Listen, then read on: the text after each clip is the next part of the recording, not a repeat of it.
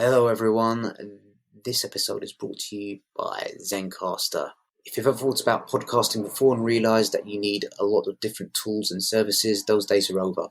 With Zencaster's all-in-one podcasting platform, you can create your podcast all in one place and distribute to Spotify, Apple and other major destinations. It's now super easy to record a podcast with Zencaster. You just log in using your browser and start recording high-quality podcasts straight away. We'll record studio quality sound and up to 4K video with your guests and feel a sense of zen knowing Zencaster's multi-layered backups ensure you always have recordings in the highest quality even if the connection is unstable. Go to zencastr.com/pricing and use my promo code SeeThroughPanelPod and you'll get 30% off your first month of any Zencaster's Play plan. I want you to have the same easy experience I do for all my podcasting and content needs. It's time to share your story.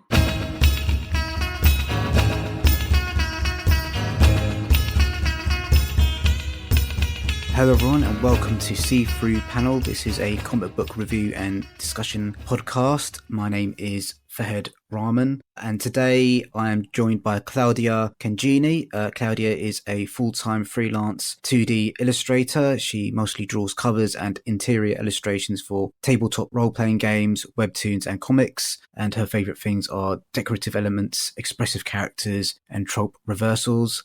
Her personal projects include a series of illustrations on her Patreon, a short comic called The Magic Flute, and her ongoing webtoon, The Witch of Stonebridge Falls. How are you doing today?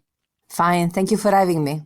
Great. And the book that we are going to be discussing today is Delicates by Brenna Thummler, and that's published by Oni Press. I'll read out the blurb for Delicates.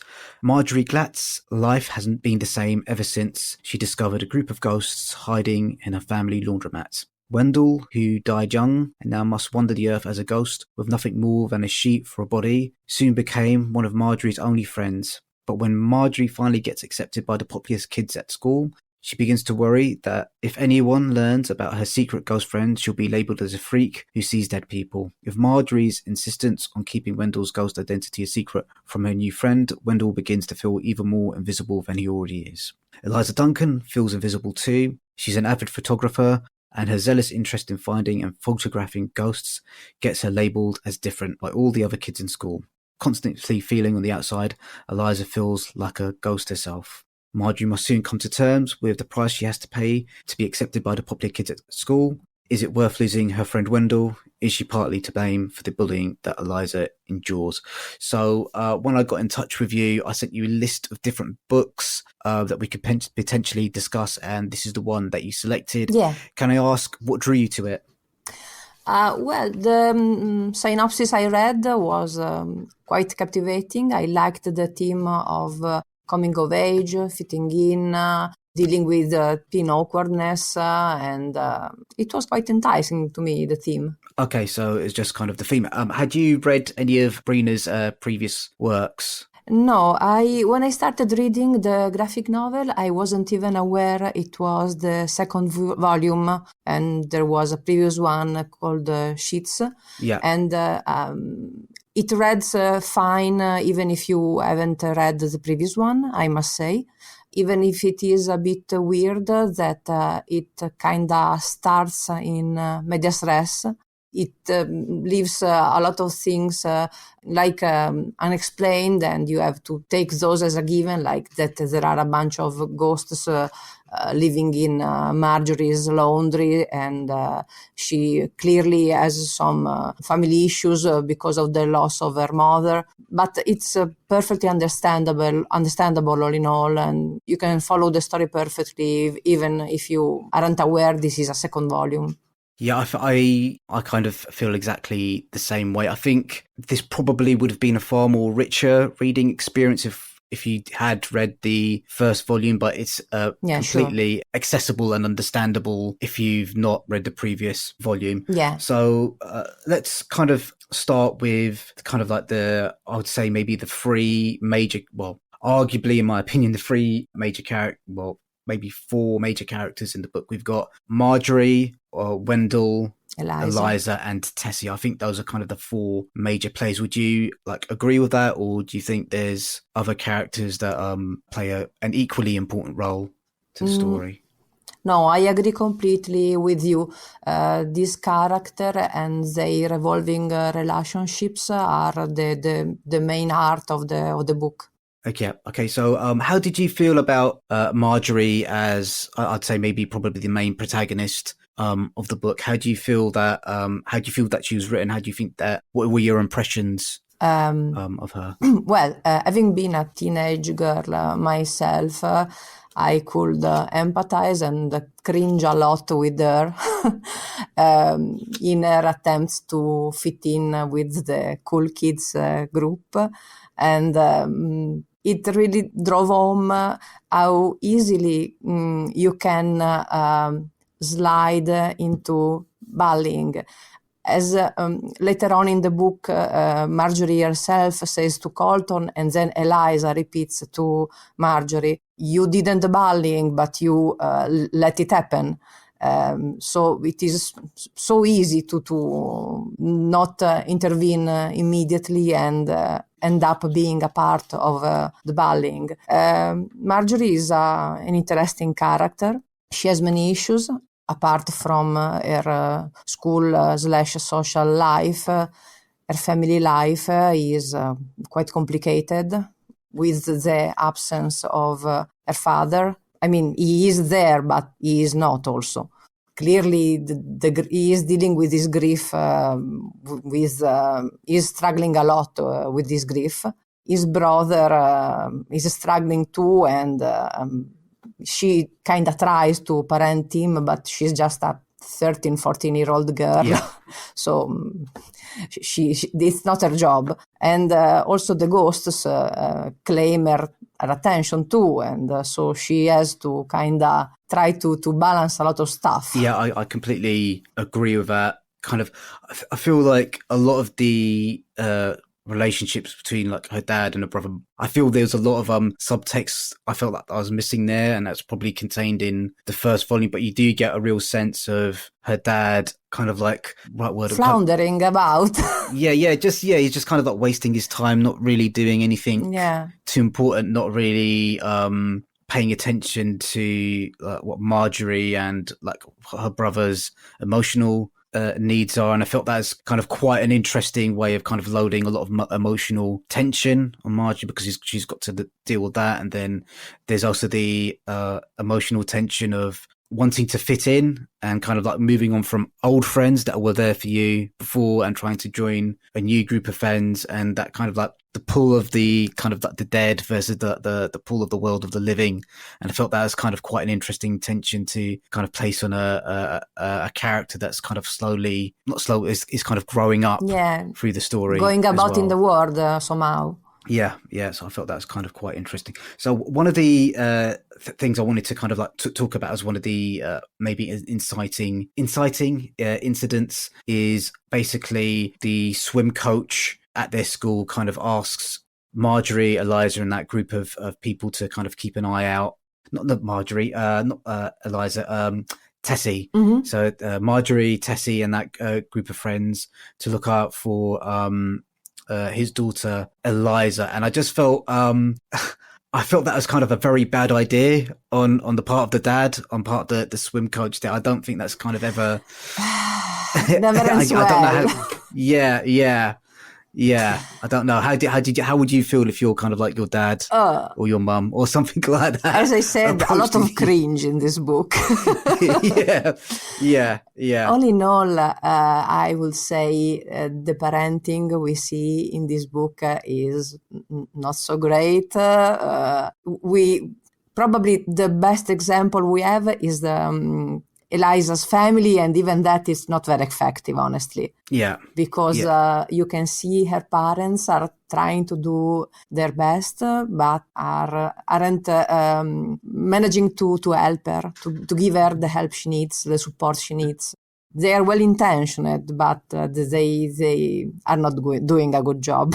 Yeah. Let's so we've talked a little bit about Marjorie. She's a teenage girl. She's kind of seen the set that she's summer's over, they're heading back into school, and she's trying to keep her place amongst this new group of friends that she's made. And then Eliza kind of comes in. She's been left behind. She's not ready to move on to high school. I think I'm not entirely sure what age these kids were, but I think you're right, maybe 13, 14. I checked what the age is, 8th grade in USA, and it seems to be 13, 14. Okay, 13, 14 years old. And Eliza, yeah, you can kind of tell she's you could kind of see why a lot of other people would see her as odd. She's got this obsession with ghosts. She, throughout the book, she's got this very kind of like, I would say, non-expressive expression on her face, kind of like she's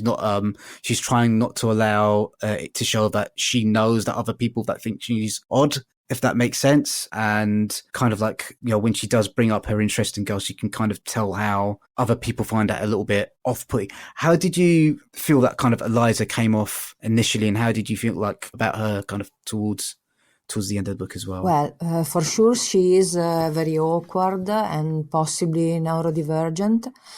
And it kind of comes to mind that you can put Eliza and Marjorie one next to the other. And if we assume that the school and the people at school are like the outside world, and the ghosts, real and wished for, are like the interior world of the characters.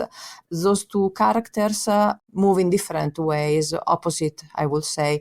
Marjorie is trying to venture out into the world, even if she's very uncertain, while Eliza is stubbornly refusing to do it and trying to go even deeper into her interior world, into her obsessions with ghost photography and so on. I don't know if does this make sense to you?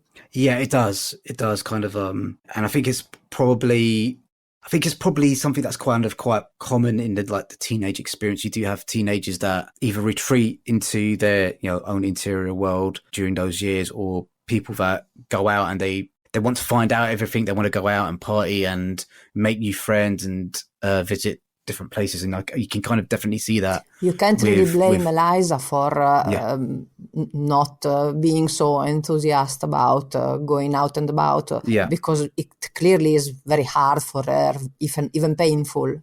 Yeah, and as also kind of a similar thing with Wendell as well. You can kind of see the pained expression on his face, where especially there's a discussion between him and Marjorie earlier on about him wanting to go dancing, and kind of like him really like, well, it's kind of like a little bit too late for that because you're a ghost. One of the things I did really like about the book is how the ghost mechanics, the internal rules for the ghosts kind of worked in the world. So all the ghosts are sheets, kind of the classical. Is that a kind of a classical thing in the West? Kind of just having a ghost sheet. Is that the same sort of thing in Italy? Yeah. Is it? Oh, okay, cool. Having kind of these ghost sheet characters, and Marjorie is the only person that kind of recognised that these sheets as ghosts are ghosts, and when she kind of tries to raise it up to other people, they either completely miss the point or misunderstand, or they can't see what she's seeing. And I really kind of I enjoyed that aspect of it as well. How did you feel about kind of that world building aspect of the story? It was super interesting, and I liked how it unexpectedly got to some comedic moments even. Yeah. So the books, it kind of sounds kind of quite heavy from the way we've described it. There's kind of like themes of, we've kind of talked a little bit about kind of like bullying and coming of age and isolation and all these things. But I felt it was kind of quite a funny book in a lot of places. The kind of the humor was kind of quite dry. I'm thinking about there's a sequence when they go to the cinema, Marjorie and Wendell, and then Eliza turns up, and it's kind of like Eliza's not understanding that there's a ghost sitting between them, and I thought that was kind of quite funny as well. Absolutely. It has funny, wholesome moments, sweet moments. Yes, it's not all doom and gloom, for sure. Yeah, I'm thinking kind of one of the sweeter moments in the book for me, at least, was when Marjorie's brother Owen was kind of crying about not going on the Halloween trick-or-treating, and which is very believable for a kid, not wanting to go and then crying because he didn't go. Yeah, and you kind of understand the reasons why he didn't want to go, because he had a tradition of going with his mum, and then that I felt was kind of like a nice bonding moment between those two characters. So we've talked a lot about the characters and kind of the I think her dialogue is absolutely superb. I think Brenna does an absolutely wonderful job of writing these conversations where people are kind of sort of trying to reach out to each other, but just holding back a little bit because they don't want to be appear to be kind of like too vulnerable, and kind of capturing those moments where someone might say something in passing, but that really hurts another character in the conversation. And I felt it was kind of beautifully observed dialogue. How did you feel about that? The book is completely interspersed with these moments. There are so many solitudes here. Would love to reach out to someone and share with someone else, but they are very awkward and don't really know how to do that. So often they end up failing at communicating effectively. It's quite heartbreaking, honestly, in a good way.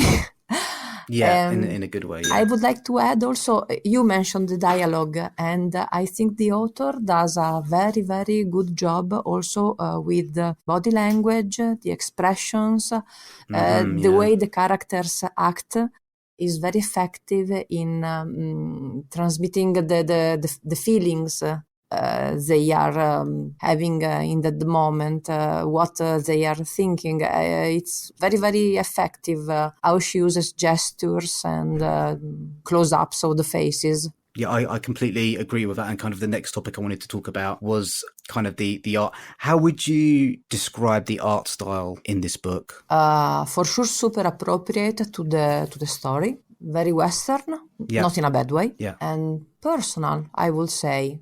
If I can delve a bit into the technicalities of the art, I may say I really loved how the author represented the little town. The whole scenery has a strong personality. You can really have a clear idea where these boys and girls are living.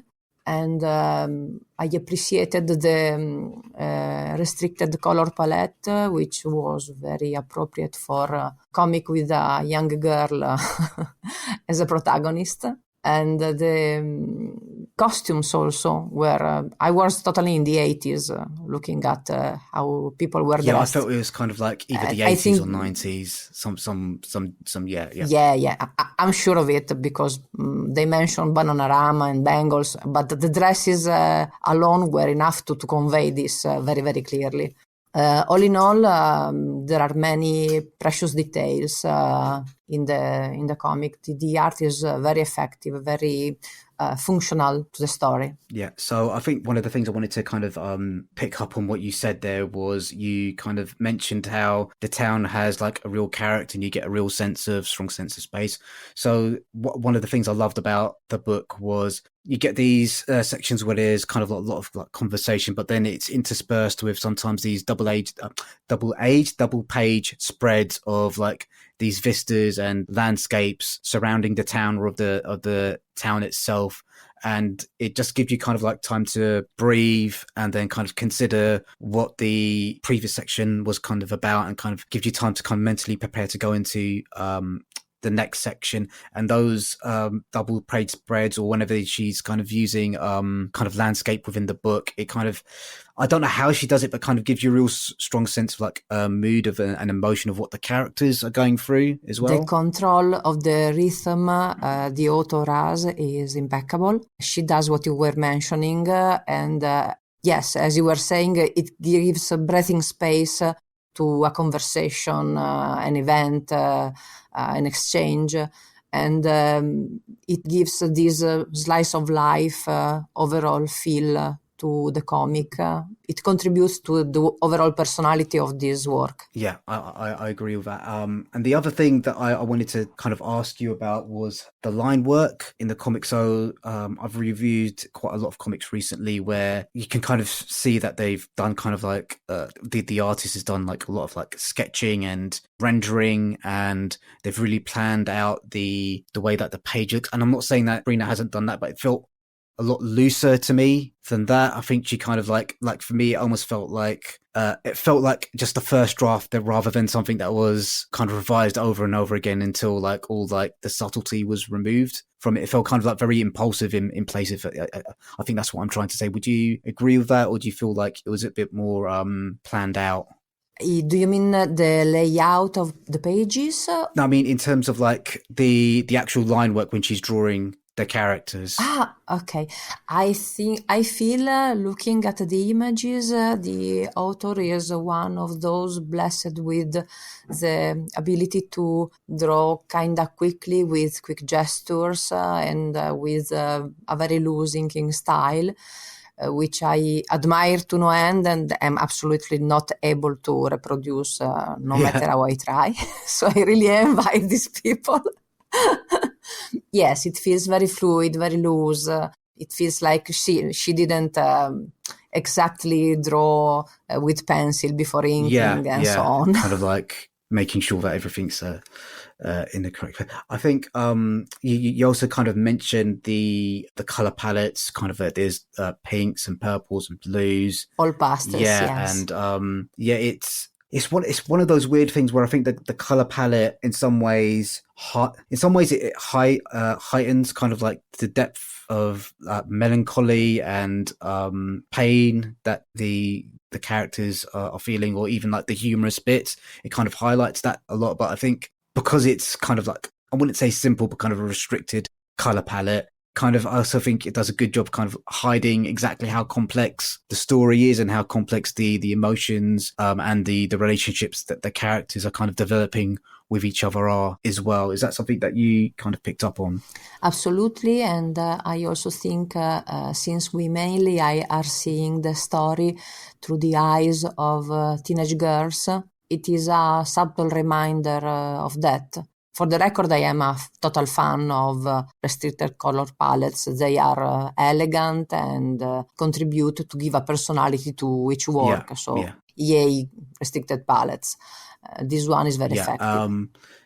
So I think we've been talking about the book for about 20 minutes. I think the art is beautiful. It leaves an impression on you. I think she's such a skilled visual storyteller. Yeah. Especially those quiet bits where characters are reacting to what another character has said, and these beautiful landscapes that she's trying to draw. It's really impactful stuff. So I think that that's.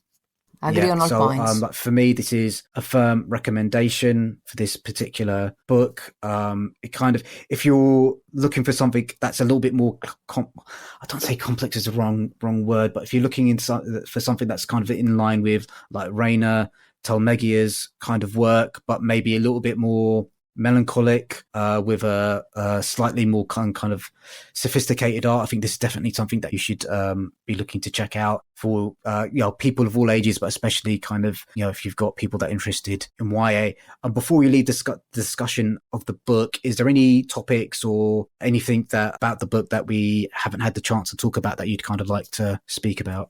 I would just like to add that let's not forget it is funny and sweet and wholesome too, because there are some really heavy themes. So I'd like to encourage potential reader, reminding them of this. Absolutely. It is. I mean, there are themes of bullying and kind of mental health issues that do arise in the book, but it's a wholesome book about finding people to connect with and maintaining the connections that you already have. Okay, cool. So I think that's a firm recommendation from the both of us. Sure. So let's talk a little bit about you. So one of the first questions I like to ask people that create comics is, why comics? Because I like to read them. I started liking them since I was very young, and I always loved drawing, and narrating stuff with your drawing is like the coolest thing. And so this is what I Okay, like to cool. do. So kind of you mentioned growing up, you enjoyed reading comics. What type of comics were you reading when you were kind of like growing up? And have they been a consistent presence in your life, or did you kind of like read them when you were younger, stop reading them and then come back to them? How was that relationship as well?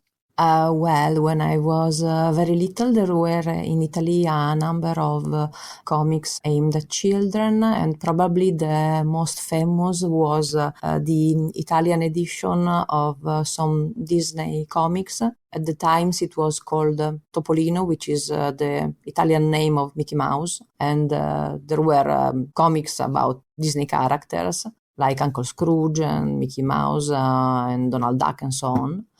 And then when I were a bit older, like in high school, there were a number of comic magazines in Italy that were publishing South American and European, Belgian, French comics, and I started following those. And then manga started to be published in Italy, and I started following a lot of those. I worked in the manga publishing industry for a while. My first job was as a touch-up artist and letterer for manga. And from then on, I always read comics, basically, of Okay, any kind. that's fascinating. Whenever I'm speaking to someone who's not either based in the United States or England, one of the questions I like to ask is kind of what is the comic book scene like in the country where they're based? What is the comic book scene like in Italy at the moment? Not very great, honestly.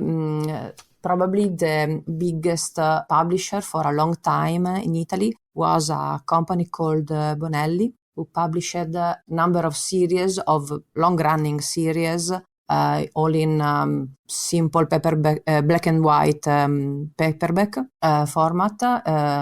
They were coming out weekly, I think, and were stories like a very long-running one was a western called Text Wheeler, and then there was some horror mystery called Island Dog and others.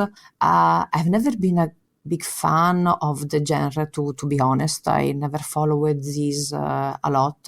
And I think it kind of stopped releasing book, this big publisher, or is almost stopped. And probably right at the moment, most active are some smaller publishing houses who publish more varied stuff, more graphic novels from all around the world. And I think if you go into a comic book shop right now, you will mainly find manga and independent stuff from foreign country published in Italian. That's such a shame, because there is such a rich tradition of great Italian artists in the comic book industry making massive contributions. So that another book that I'm going to be reviewing soon is called Black Beth, and the original artist on that was Italian. And then that's a real shame. That kind of I mean, it's wonderful to have foreign influences on any kind of artistic medium, but really having a home voice, I think, is also really important. There are also Italian artists and Italian graphic novels, but I will say if you go into a comic book shop, they are a minority, honestly. Yeah, that's a real shame. Anyway, let's move on kind of to the next question about that. So you've gotten a job, you need to kind of draw a strip or kind of illustrate the interiors for a board game, because I know you work on a lot of board games as well. What is your process? Do you work with paper or digital? Do you work from home? Do you have a studio? I work from home. I have a desk with my computer and a graphic tablet, and I work completely digitally. I get a brief that can be super detailed at times, or at times it can give me a lot of freedom, and I enjoy both kind. But of course, when I am able to to contribute something to a project, I love it. And so I start, often I look for reference because I want to see exactly what I have to draw. Like if I am requested to draw a scene in a specific country or a specific geographic feature, I want to see how it is for real, or costume from a culture are required. I want to have a clear idea of how they work. So I start gathering references, and then I start sketching, and I always try to work closely with my client. I send for approval at every stage because I believe I am giving life to their vision. I try to have them really be happy about what I produce and find what they really want to be represented. Okay, so that's interesting. What type of tools do you use digitally? Is it kind of like what type of tablet are you kind of working on, stuff like that? I am working on a Wacom tablet, one of the kind with the screen, Cintiq it's called, and I use an optic pen to draw on it, and the program I mainly use is Adobe Photoshop. Okay, you're using Photoshop. I know there's a lot of artists that are kind of unhappy with Adobe at various stages, kind of like the various different things that they're doing. This might be a bit of a techie question. Do you kind of if you want to start discussing why I am unhappy with Adobe, we are gonna stay here all the evening. So let's just keep it. This might be a bit of a techie question, but it's something that's kind of come up in other discussions that I've had. So it's kind of a two-part question. So firstly, do you take the time to create your own brushes and stuff like that, or do you kind of rely on the brushes that already exist in Adobe? I don't use a lot of brushes, usually just for most part for a single project, like only one or two, three, something like that. I don't my style of drawing doesn't rely a lot on kind of brushes. And I think I created a few for myself, and others I found included in the Adobe Suite or someone I bought. But I don't work a lot with different brushes, honestly. Probably because my style is not very pictorial, but not very painterly. Because I was just wondering about that, especially when it comes to do things like processes like coloring and stuff like that. I know I've spoken to different people, and they do find kind of like creating their own brushes for that particular aspect of doing it can be a little bit helpful. So you mentioned your style. What are your stylistic influences in terms of, or does it kind of change depending from project to project? Well, I think my style varies a bit from project to project, but it's still quite recognizable. And I think it shows that animation was a big love of my life, as visually speaking, because my style of coloring and my style of drawing overall is quite clean and defined, a bit similar to a cell, an animation cell, if you... Yeah, okay, I understand that.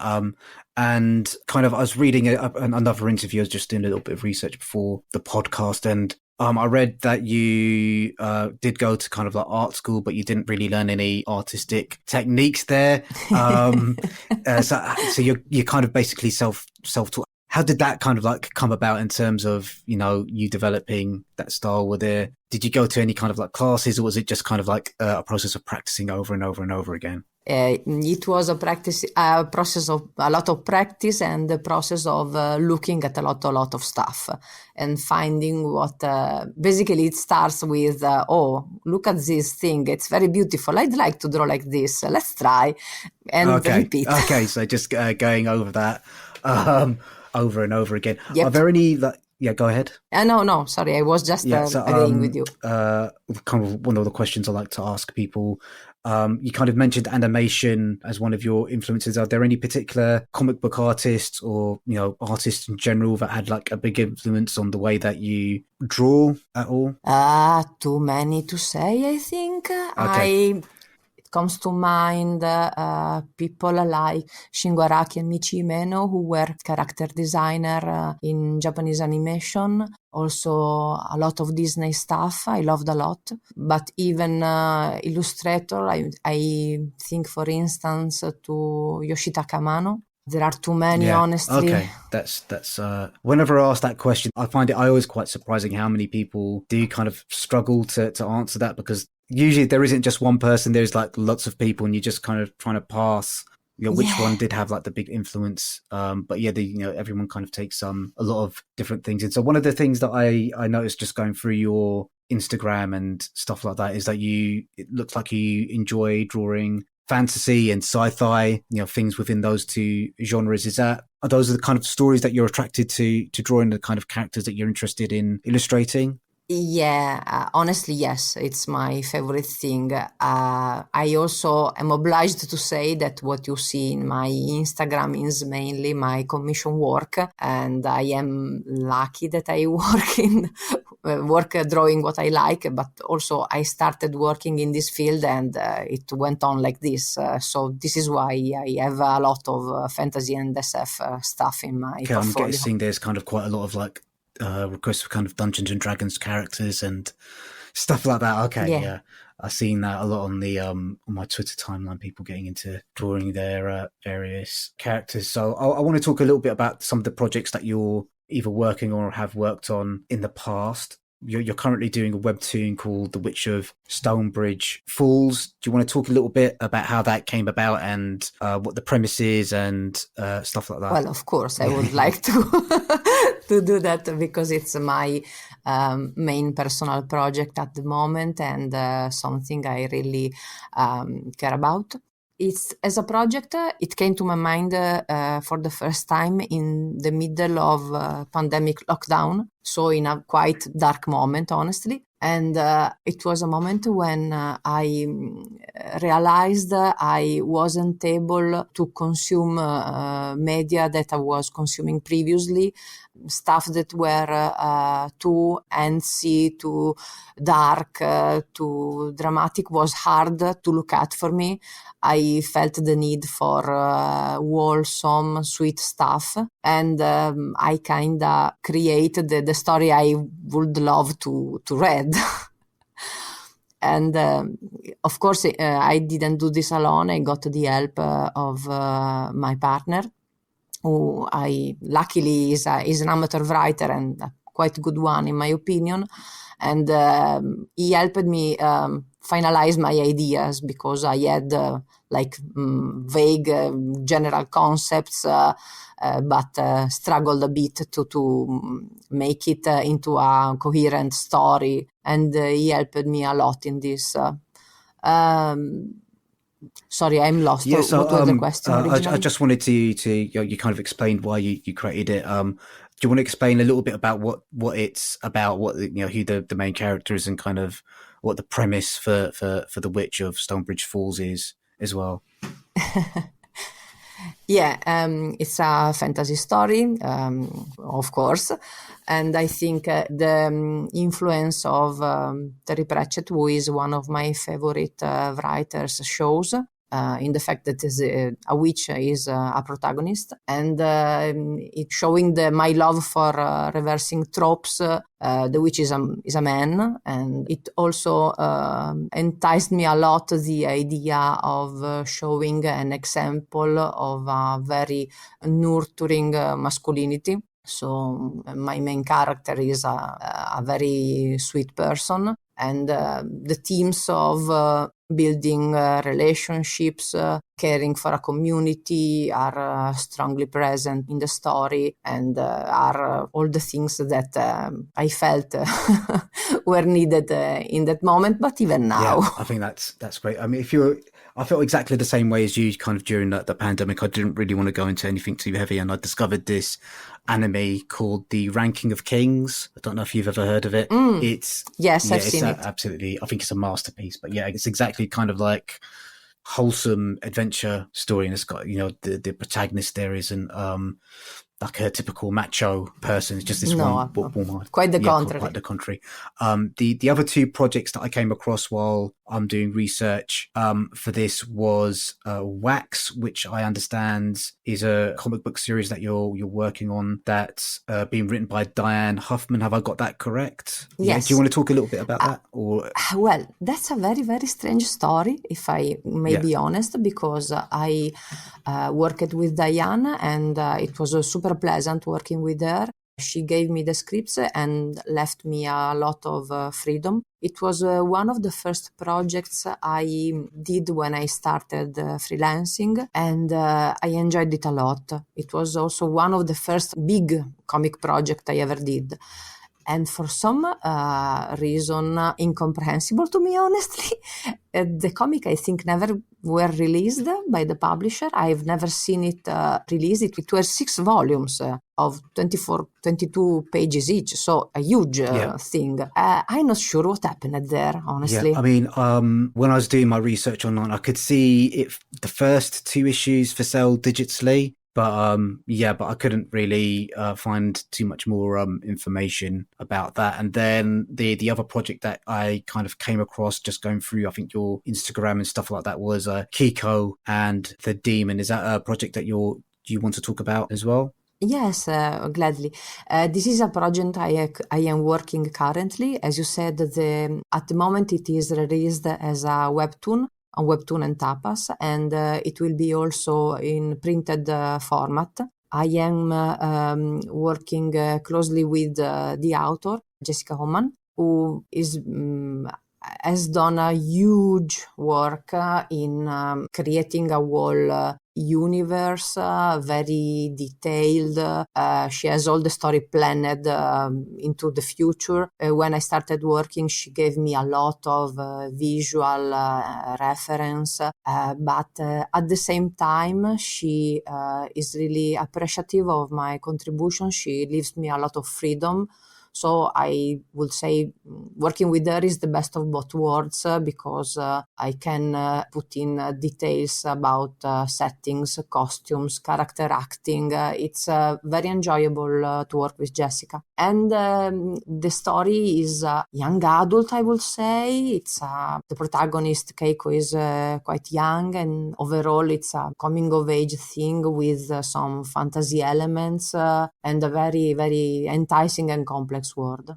Okay, that's great, and that's available on Webtoons, and there are plans to release a print version of that. When's the print version going to be out? I have no idea. Okay, no idea. Okay, cool. You've kind of talked a little bit about this already, kind of like your kind of collaborative, the way that you like to collaborate with people. One of the questions I like to explore with people is, if you were giving advice to someone that was kind of starting out in the industry, what advice would you give them in regards to kind of collaboration? What are kind of like the major takeaways from lessons that you've kind of learned in terms of making sure that process is as fruitful as possible for both people? I think part of the reason why I find constantly work and have clients returning to me is because I pay great attention to what they want. I really try my best to understand exactly what they want. Of course, I am not saying I throw my personality into the bin and just do anything they want, but I really try to pay attention and to filter through my sensibility what they are looking for. This attention, this listening with care, I think it's very important for a newbie artist. I think maybe could run the risk of just draw what is fun for them, what is easy for them, while it is very, very important to understand the person you are working for. And another thing is not be afraid to constantly check with your client, to submit at every step the stuff you are working on. And I say this because I understand that you can have the instinct of not wanting anyone changing something of your drawing. But you have to take this as a collaborative effort. Maybe I have been lucky in the clients I have had, but 99% of the time I have had very fruitful cooperations. When I have received requests for changes or revisions, they have all been very reasonable. At times I was even happy to receive them because I felt the final product was better for the changes. So embrace the collaboration. Yeah, I think basically. that's great advice. So this is going to be kind of quite a big question, or it can't be maybe a small question, and you can take the question in whatever scope that you'd like. What does success look like to you? Now I'm worried. What does success look like to you? Success to me, I suppose it will mean to work not too many hours. Yeah. While at the same time having money enough to live comfortably, and possibly you can throw in an element of having your work known by many people. I think these are the aspects of success. Success. Do you have when someone is kind of approaching you for a commission, or if you're thinking about one of your own projects, do you have a preference for long form versus short form projects, or comic books, or illustrations and stuff like this? Definitely long form, because for every project there is a part of studying you have to understand what you're working on and gather the references and understand your client. So it's like entering in a different world for each project. And when you're in and you are comfortable, you don't want to go to the struggle to enter in a new one every quarter of hour. Yeah. So it sounds like you put yourself a lot of yourself into each project that you do. Do you think that's kind of like a fair statement? Yeah, I honestly will say so. And how draining is that kind of like emotionally? What do you do to kind of like unwind after you've kind of completed a project like that? I try to take some time to rest mentally and physically during the week, and I walk a lot. It relaxes me to no end, and I feel my body needs the movement. And I enjoy a lot of media, anime series and movies and TV series and theater occasionally, and anything I can get my paws on, basically. Okay. What have you been reading recently? Is there any comic books, graphic novels, or even TV shows or animations that you think that people should be checking out as well? I just finished the second season of Mob Psycho, which I totally recommend. Also to you, if you are looking for models of healthy masculinity, that's a very, very good recommendation in this view. Okay. So the last few artists I've spoken to said how excited they've been about Comic-Cons being up and running again. I don't know if there's like a Comic-Con scene in Italy or not. And if there is that something that you take part in, and is it something that you're looking forward to enjoying going to again? Well, honestly, I mainly work with USA and occasionally with other countries, but really 99% of what I do is for USA. I don't have my stuff published in Italy, so I'm not really, I don't really have a reason to go to cons. There is a very huge con in Italy, which is called Lucca Comics and Games, and is held at the end of October each year. And it's about comics, but also role-playing games and games generally speaking. And it's quite a chaotic thing, full of people and pretty tiring. I have attended many years in the past for work. I can say I really look forward to attending for personal pleasure. Yeah. I can kind of understand that. We'll just wrap up now. Is there anything that I haven't asked that you feel that I should have, or any topics that we have that hasn't come up in the discussion that you'd like to talk about now? I wouldn't say so. I think you asked a lot of stuff. Okay, that's great. So, can you just tell the listeners where they can find your stuff online, how they can get in touch with you, your website, social media stuff, all those sorts of things? Sure. You can read my comic for free on Tapas and Webtoon, and it's called The Witch of Stonebridge Falls. I also have a Patreon as Claudia Cangini. On Twitter, while it's still up, I am Claudia Canginia. I am also on Instagram. I honestly never open Facebook. I'd say these are the socials where you mainly can find me. Okay, that's great. So thank you so much for taking the time out of your day to speak to me.